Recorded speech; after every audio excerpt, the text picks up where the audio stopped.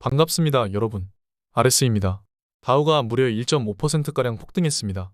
그에 비해 나스닥은 약하락으로 마감했습니다. 그동안 너무 많이 오른 기술주들의 약 조정이 시작된 모습입니다. PCE는 하락세를 나타냈고 오펙은 100만 배럴 추가 감산 합의했습니다. 소비 지출과 고용은 둔화되었습니다. TQ는 0.84% 하락 마감했고 SOXL은 1.7% 정도 하락 마감했습니다. 테슬라는 예상대로 큰 이벤트 후 하락했습니다. 사이버 트럭 발표가 있었습니다. FSD 베타 12 버전이 탑재될 것이라고 밝혔고 예약은 250불입니다. 굉장히 싸게 나올 것이라고 생각했으나 예상대로 나왔습니다. RWD는 6만 불이고 듀얼 모터부터 2만 불씩 비싸집니다.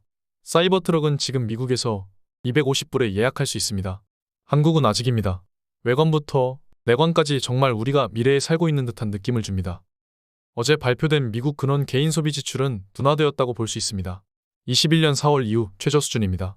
헤드라인 PCE도 전년에 비해 3% 크게 약해졌습니다.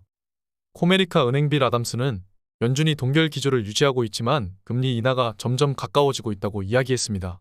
인플레는 둔화되고 있습니다. 이미 유럽의 물가 상승률은 2년 4개월 만에 최저치입니다. 이탈리아와 네덜란드 등 5개 국가들은 유럽 중앙은행 목표치 2%를 밑돌고 있습니다. 인플레는 잡혀가고 있습니다. 물가는 잡혀가는데 오펙 주요국 협의체가 감산을 했음에도 불구하고 국제유가는 크게 하락했습니다. 100만 배럴을 감산했음에도.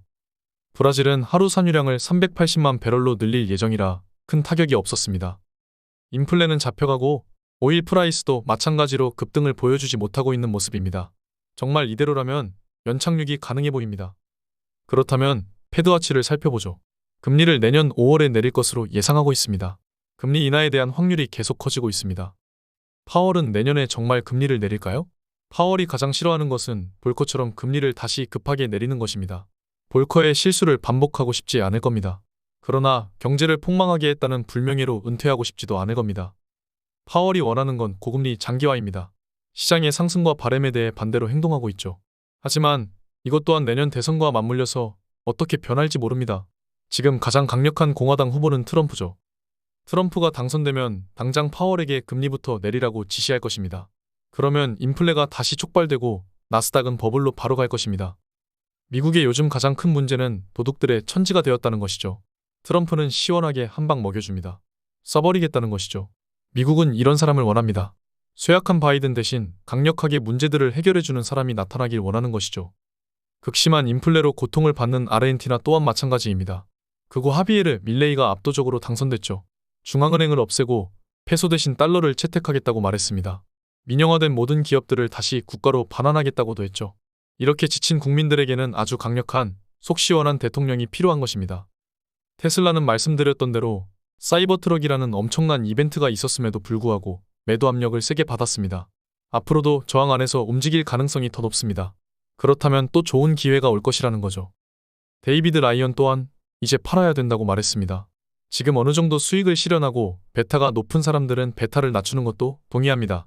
하지만 저는 매도하지 않을 것입니다. 이제 23년이 한 달 남았습니다. 올해 좋은 지점들에서 매수를 잘해왔습니다. 내년과 내후년은 수확을 할 시기입니다.